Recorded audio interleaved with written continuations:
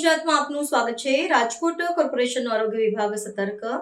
આરોગ્ય કેન્દ્રમાં ORS સહિતની વ્યવસ્થા ઉપલબ્ધ કરવામાં આવી છે। હાલ ઉનાળો શરૂ થઈ ચૂક્યો છે। તાપમાનનો પારો હાલ ઉંચકાઈ રહ્યો હોવાથી કોર્પોરેશનનો આરોગ્ય વિભાગ સતર્ક બન્યું છે। રાજકોટ કોર્પોરેશન દ્વારા ગરમીમાં વધારો થતા હાલ લૂ લાગવાથી બચવા માટે સૂચનો જાહેર કરવામાં આવ્યા છે, તેમજ આરોગ્ય કેન્દ્રમાં ORS સહિતની વ્યવસ્થાઓ ઉપલબ્ધ કરવામાં આવી છે। આરોગ્ય અધિકારી ડોક્ટર જયેશ વાકાણીએ લોકોને બપોરના સમયે બિનજરૂરી બહાર નહીં નીકળવા સલાહ આપી છે। શરીરમાં હાઇડ્રેશન જાળવી રાખવા માટે લોકોએ દર કલાકે પાણીનું સેવન કરવું જોઈએ, ઉપરાંત અતિશય ઠંડા પીણાનું સેવન ન કરવું જોઈએ। રાજકોટ મહાનગરપાલિકાની આરોગ્ય શાખા દ્વારા હીટવેવ રિલેટેડ ઇલનેસથી લોકો બચી શકે અને ખાસ કરીને આગામી દિવસોમાં ઉનાળાને કારણે ગરમી વધવાની શક્યતા છે, તો ગરમીને કારણે થતી આડઅસરો આપણે અટકાવી શકીએ ઉમદા હેતુ સાથે એક એડવાઇઝરી પબ્લિશ કરવામાં આવી છે। ખાસ કરીને ઇન્ડિયન મેટ્રોલોજીકલ ડિપાર્ટમેન્ટ દ્વારા હાલ જે છે ગઈકાલનું જે તાપમાન જે છે એનો પારો 36 થી 38 ડિગ્રી વચ્ચે નોંધાયેલો હતો। આગામી દિવસોમાં પણ માર્ચ મહિનામાં તાપમાનનો પારો વધવાની શક્યતા છે એ નોંધાયેલી હોય છે। ખાસ કરીને ફોરકાસ્ટ પ્રમાણે જોવા જઈએ તો IMD મુજબ ફોરકાસ્ટમાં તાપમાનનો પારો વધવાની શક્યતા હોય। લોકો જે છે તકેદારી અથવા જાગૃતિ કેળવાય એના માટે જે છે એડવાઇઝરી પબ્લિશ કરવામાં આવી છે।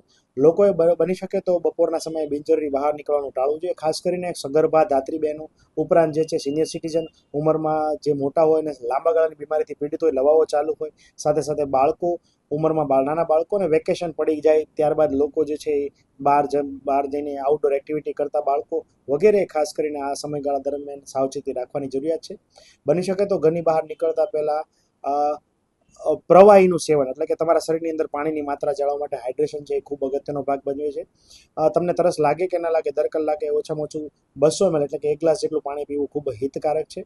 આ ઉપરાંત બની શકે તો ખાસ કરીને લીંબુ પાણી, લીંબુ શરબત, સોલ્ટેડ વોટર, સાથે સાથે બની શકે તો ઘરે બનાવેલા સાત્વિક તાજા ફળોના જ્યુસ એટલે કે બની શકે તો મોસંબી, સંતરા, નારંગી, તરબૂચ, શક્કરટેટી વગેરેના જ્યુસ જે છે એ લઈ શકાય છે। સાથે સાથે જોવા જઈએ તો લોકોએ બહારના અત્યંત ઠંડા અને અત્યંત ગળ્યા પીણા પીવાનો આગ્રહ જે છે એ રાખવો જોઈએ નહીં। સાદી સોડા જે છે એ ઘણી વખત સેવન કરી શકાય, પરંતુ અત્યંત ઠંડી અને અત્યંત ગળી સોડાઓનું સેવન પણ કરવું જોઈએ નહીં। ઉપરાંત જે છે અત્યારે શેરડીના જ્યુસ પણ જે છે હાઇજેનિક શેરડીનો જ્યુસ પણ જે છે એ લઈ શકાય છે। લોકોએ ભરપેટ ખાવાનું આરોગવાને બદલે કટકે થોડા અંતરાળ ભોજન જે છે આરોગવું જોઈએ।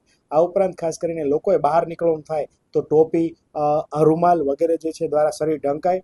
આ ઉપરાંત ખાસ કરીને જે આછા રંગના અને વજનમાં હળવા હોય એવા વસ્ત્રો પરિધાન કરીને જ બહાર નીકળવું જોઈએ।